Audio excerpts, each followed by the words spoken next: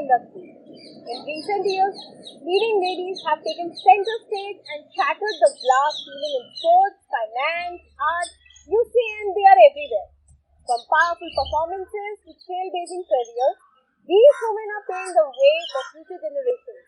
This season of Solh Talks will discuss one of the most critical aspects of our overall well-being, mental health. After all these 30 ladies who have participated in our season shall talk about their overall psychological well-being, which shall also include their emotional and social functioning. It really affects how we think, feel and behave.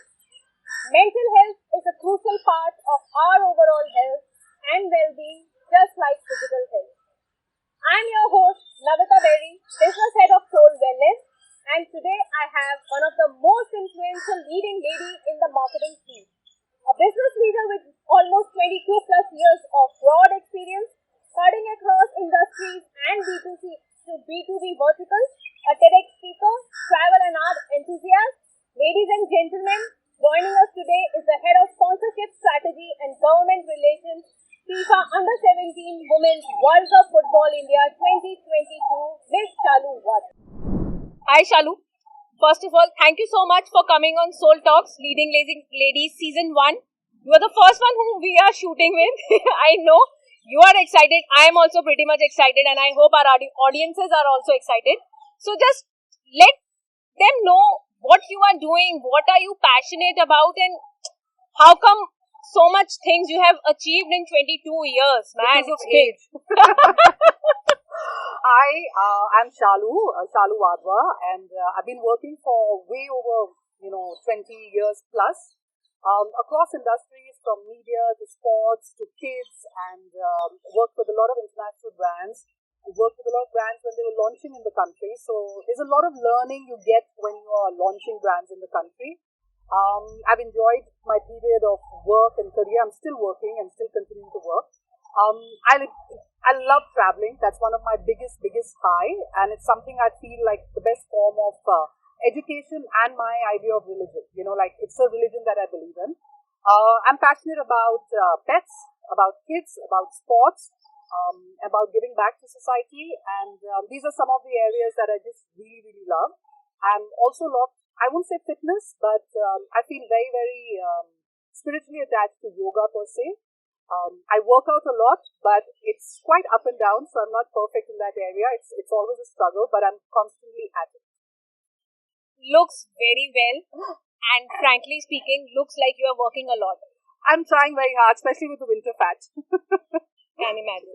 Alright, let's start discussing with the mental health issues which every individual, ideally every professional, faces in their career, maybe in the beginning, in the middle or in the starting. But let's just start by discussing the challenges that marketing professional faces when it comes to mental health in your industry. Okay. So, like you rightfully said, that mental health issues are across board. It's not just a marketing thing. But I think more than ever, marketing is under a lot of scrutiny. Yeah. And, and the reason that is because marketing, while it's a very critical function of driving the product, helping generate revenue, being a support function to sales, etc., it's also a cost center. So with this current uncertain economic climate, marketing is under a lot of pressure to do the job well, which is there. And then you add to it the rapid technology disruption. This technology is moving. And there's new stuff happening before you can discover. You're saying ChatGPT, then there's Bard, there's Bing, and you constantly have to keep up with the current technology and trends. Okay, just figuring out what the future holds and whether it works for your product.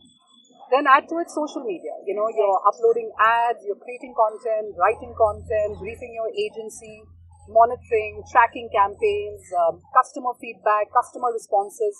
So you're kind of on your feet 24/7. You're just this very thin line that's kind of blurred between, your work time and your personal time.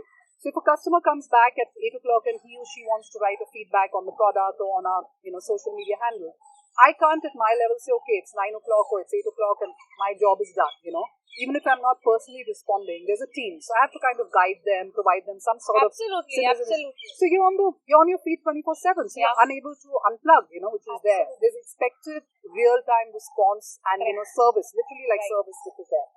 Then if you're you have a team, okay, so you're monitoring, you're motivating, mentoring, guiding them. Some of the time, your mental health is also but more than that is, the younger generation is very brilliant and bright, but they have limited and, capacity to handle pressure. Agreed. So they burn out faster, or they give up faster lot of times, or they get newer opportunities. Right. Then the whole pressure of getting a new team, rehiring, it can mentally exhaust you because, you're driven and you're feeling motivated, but they're just like things that are going up and down, and now it's becoming incredibly fast-paced.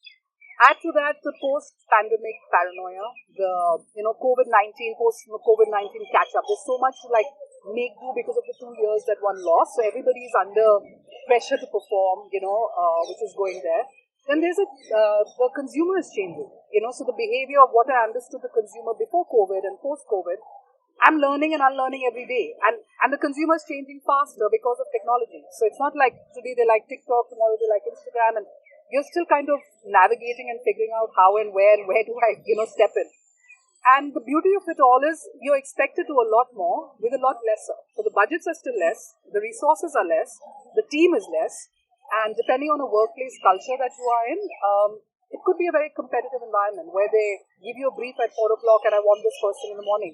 So, you're just unable to unplug, totally.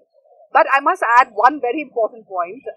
Everybody thinks they can do marketing. So when you're a marketing professional, anybody from any department will have a point of view or have their fingers in the pie and want to tell you how it's done.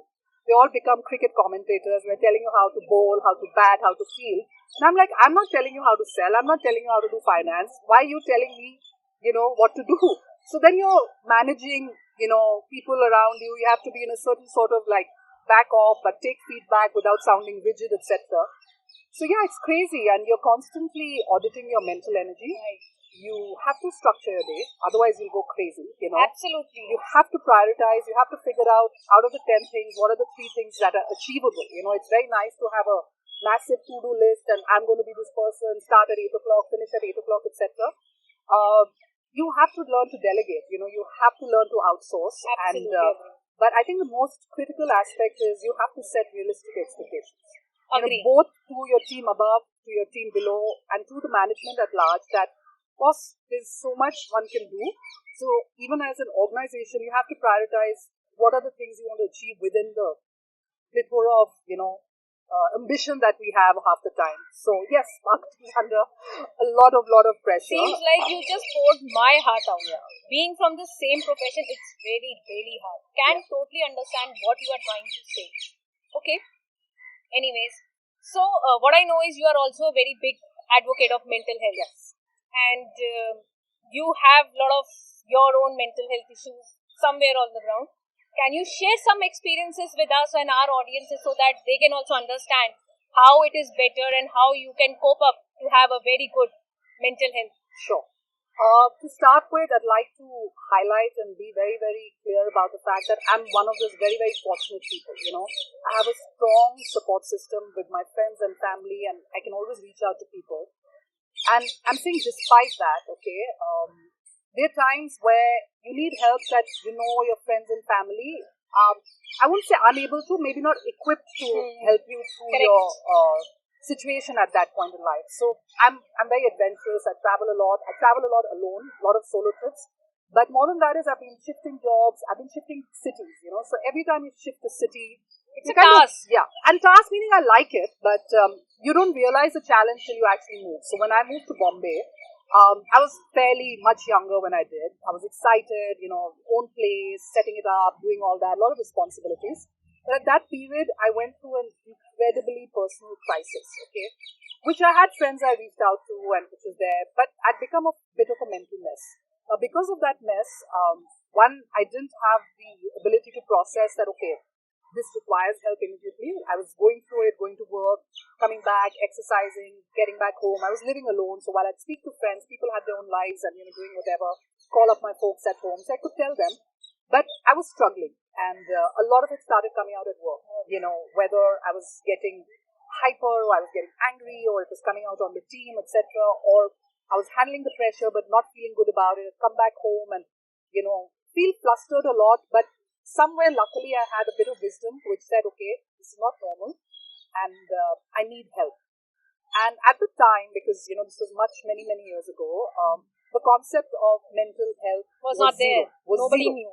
You could not say go for therapy, go Agree. for, a psychologist, psychiatrist. Still people are actually very, no, but at least now there's much more buzz, awareness, yes, or the there fact is. that people are little mindful about speaking about it. At that point, it was... Nobody wanted to talk about it. No, I don't think anybody knew. It wasn't about talk. We genuinely did not know. So if I went to a friend, they'll say this. Some friend would say, have a drink. Some would say, relax, it'll work out.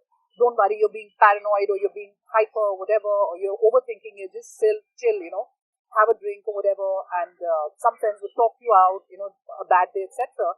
And some friends recommended do meditation, do Buddhist chanting, do, spiritual activities like Reiki. And I experimented with that, and Reiki literally saved my life because it is there. But it wasn't like I was feeling suicidal, but I was disoriented. I didn't know whether I was coming or going. I was feeling sad about what was going on in my life. I spoke and I was feeling judged. I was feeling, like a confused, messed up person. And you're much younger, so you don't have that sense or whatever. And then one friend very dismissively and very patronizingly said, oh, you need help.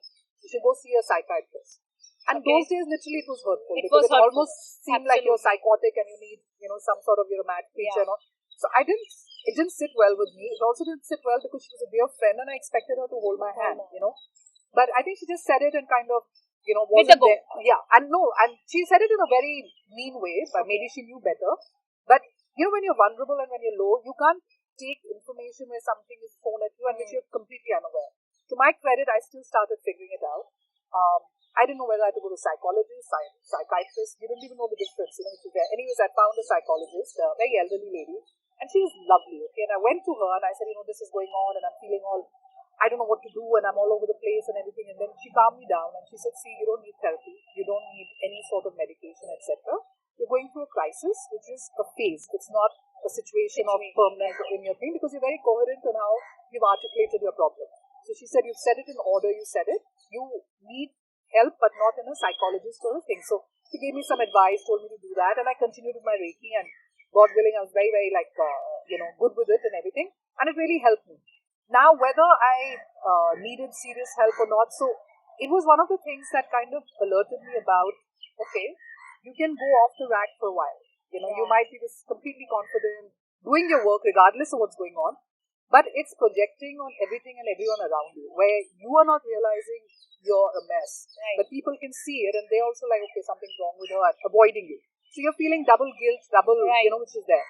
And later on, when post-COVID, the third phase of COVID, I was in Pune for a tournament and I got COVID for the first time then. And I was stranded in my hotel. Okay. So when I had COVID, when COVID's first phase had happened, I was in Bombay and I was living alone and etc. And my neighbors for a week, because we all didn't know how to manage it or what's the norm, etc. And then after a week, they're like, okay. So I was literally living with them, eating with them, playing board games. They had a dog. So my COVID period during the lockdown was wonderful, even though I was living alone, because my neighbors were beautiful and they're like family. It was when I got COVID in the hotel and I had to be in the hotel room. It's when I realized, oh my God, it was like, I think 2 days I was gone, because of the COVID, but when I was better and everything, I couldn't sit alone in a room. I was finding it suffocating. I was dying for sunlight. I wanted somebody to talk to. I've heard similar stories and I'm like, how did people go through COVID for endless, months alone? Because I didn't realize it because my neighbors were there. So I think these two particular, the one that happened when I just moved to Bombay was very, very traumatic. So that incident, even then, it was not like I thought it as a mental health issue. But I knew that sometimes things are just not physiologically in your control, psychologically in your control, and you have to seek help. So I started of course, then I found more friends which were going through depression. And depression was a very casual word where you're like, I'm feeling low, I'm feeling depressed. So then you start realizing depression is not something you talk so casually about because, whenever you were low, people used to talk about it. Then there was this friend of mine who I used to try and catch up, and he used to be like, I was like, why is he giving attitude? 3-4 times I've tried, etc. And then once I met him, and he said, I'm on antidepressants. And I felt so shitty because I was just feeling like, oh God, I've tried 5 times and he's not even bothering or whatever. But people are going through so much. Yeah. And so now my approach towards that, there was a shift in my mental way of looking at mental health. So if I reach out or I don't hear from somebody, especially you're connected on social media, but you're not really connected about how the person is doing. I can put up a dog picture and put something funny. It doesn't mean I'm feeling good inside. I'm just putting a social media post. Absolutely. And a lot of times I think people are sussing out that, you're partying, you're doing this, you're doing great. So yeah, you're doing fine, but it doesn't mean you're completely okay. It's a real life. It's similar to real life. I know. And see, the real life is also there, because if you've gone to a party and you're making the effort to be out. But that doesn't mean that's your real life. But it doesn't mean you're mentally completely okay. Exactly. So now when somebody is not in touch with me for a while, I'm less judgmental and demanding about it. I'm more like, shit, I wonder what's going on. I hope everything is okay. And I'll send a message, which is there, just because I'm almost start feeling guilty that I hope I've been around for that person. So that shift has happened. Have a lot of conversation with my nieces and nephews. I don't have kids because they go through a lot of stuff in school. I learn a lot from them, and I'm like, thank God there was no social media in my time, because I genuinely don't know how I would have handled it, navigated, and what impact it would have made on me as an individual. So yes, I tried every little opportunity. So even when you called me and I said, I'm not a mental health expert, and you're like, that's not what we're looking for. Yeah. But yeah, I try and be more empathetic, try and educate myself. There's a friend's daughter who's 21 or 23 years old, and she's a huge mental health advocate, and I read a lot of her stuff because, she's not just done research by virtue of experience and by virtue of effort that she puts in, etc. I'm like making a lot of effort to read and understand, so I get very educated by her social media handle, etc. And she's really young. So, it's exciting that she's so empowering, and it's frightening that she has to go through this at that age, whatever. So, but you live and you learn, and that's how you cope with it, yeah. Totally agree to what you are saying. There are a lot of things in our real life where we just take things for granted, people for granted, and sometimes it just affects mental health of theirs and ours too. I know, and everything is so busy. You're presuming people are busy. Yes. So they are busy, but they're also coping with, sometimes I think you're becoming numb, or you're becoming a machine-like, where you have to get the job done, especially if you've got other responsibility like kids and in-laws and husbands and etc. So it's never easy. It's never easy. It is absolutely not easy. Yeah. Great. Yeah. I heard about this Shaaluism. And I went through the entire TEDx video of yours, and I was like, oh, that's really great. I actually want to listen from your mouth.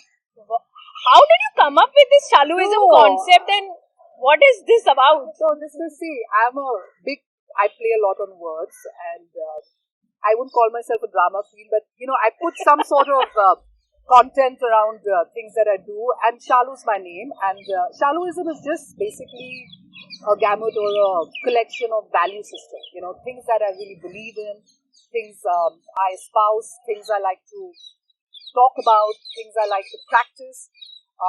It's like a little bit of a guideline of the person I want to be. And there was this thing I had read long time back saying, if you don't stand for something, you'll fall for anything. So it's like a thing that if you're at crossroads of life, do what makes you a better person.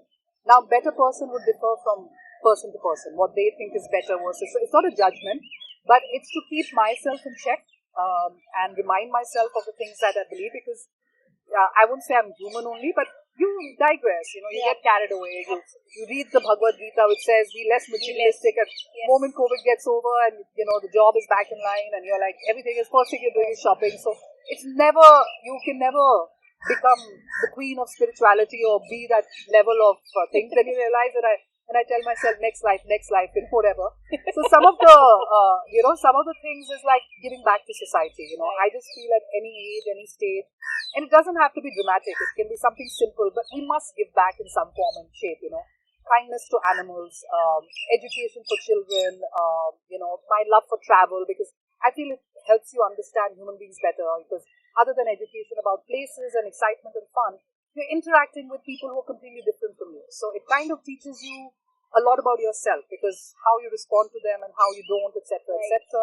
So, it's basically my personal guideline, and I keep coining these kind of things because I play around a lot with words. So it's my set of value system, which is not to topo on anybody, but if anybody finds it interesting, great. But having a strong opinion, expressing it, because I just feel you have one life, and you should do everything in your power to make yourself relevant and not somebody who's like, life is going on and I'm okay, it's not my problem. And you can't also overindulge where every problem is your problem because you'll go mad. Exactly. Yeah. So you have to decide what you believe in and kind of make some sort of difference in that area. So from that point.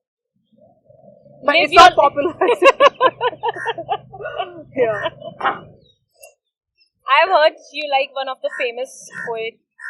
And this poem, this particular line of this poem, I'm the captain of my soul. How well do you follow it? What's this? So I have to give you a little background. Invictus is a poem written by Henley, Thomas and Ernest Henley. I'm sorry if I'm getting the name wrong. And I think he wrote it in 1875.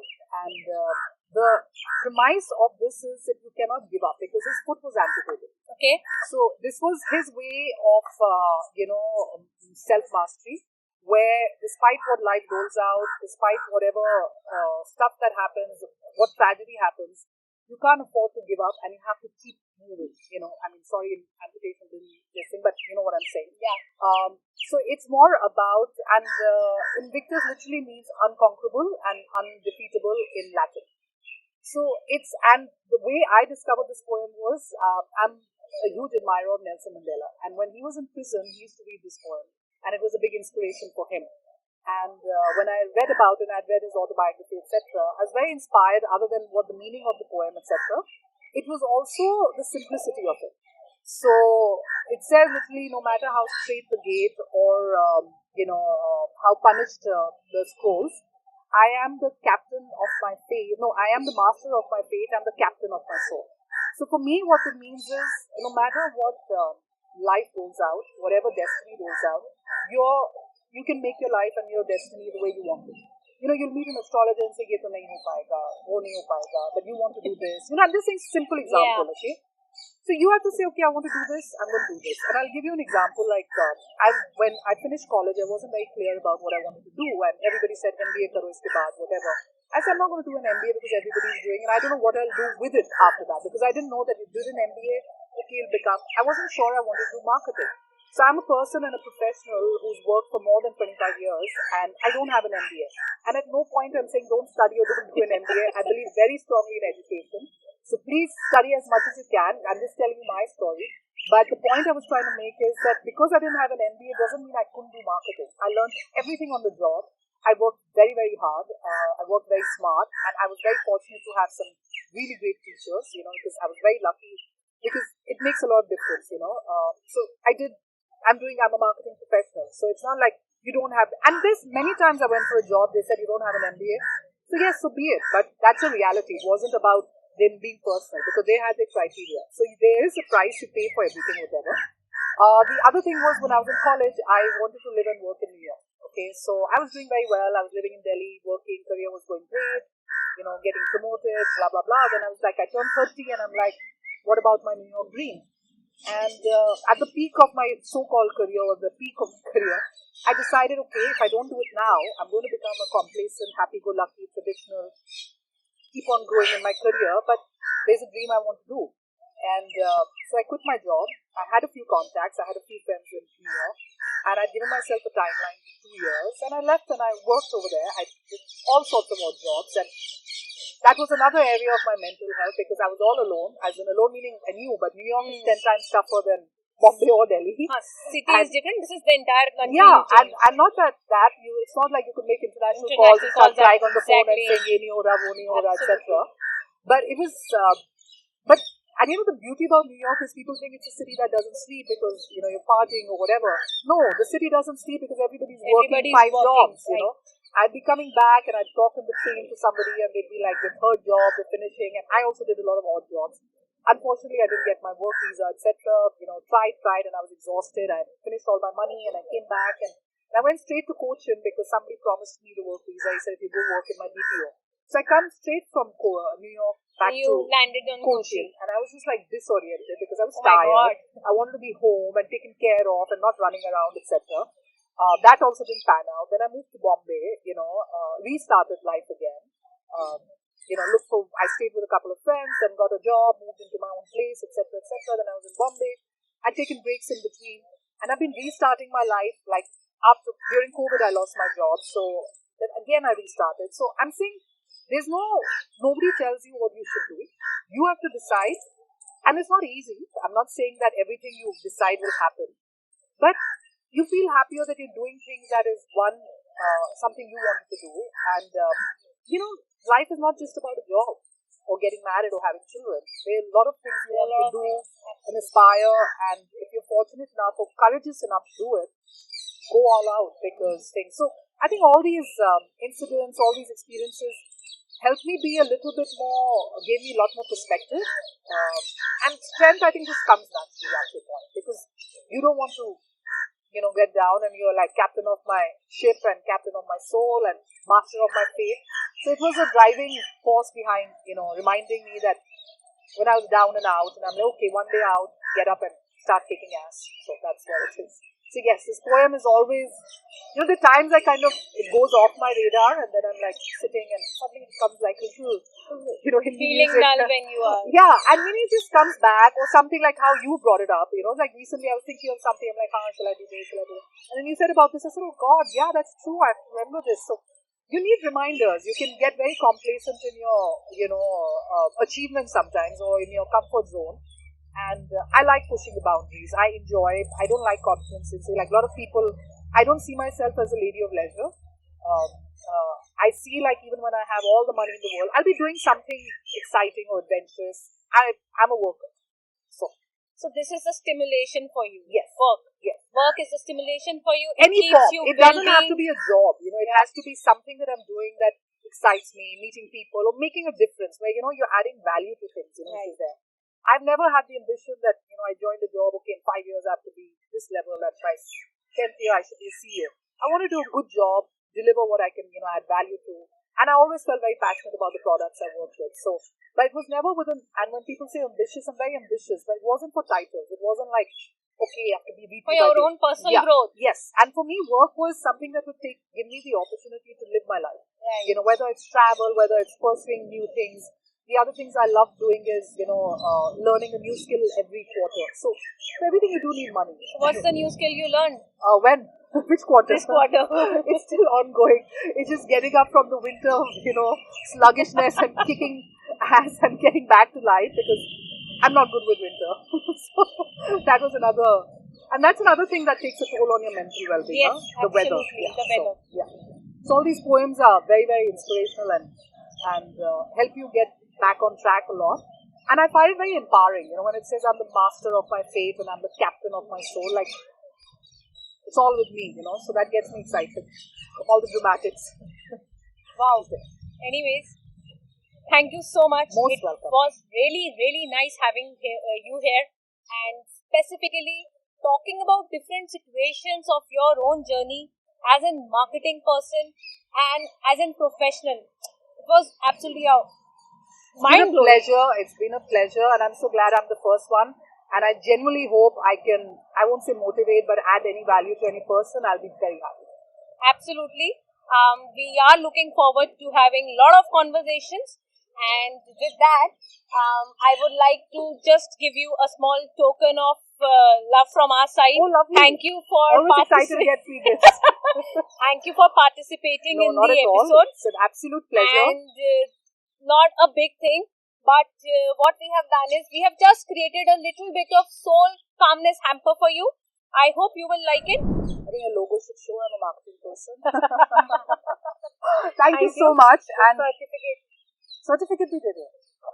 Something. No, thank you so much, and huge credit and huge kudos for you to make this kind of effort, because I think there's never enough awareness about mental health, and happy to put on more people to you who would be great, advocates of this. Absolutely, that would be wonderful. And for you, thank you so much. Thank you, Shalu. That's all time we have for today's show, guys. Thank you for joining us and sharing your perspectives and experiences. And be sure to tune in next week for another episode of Solh Talks Leading Ladies.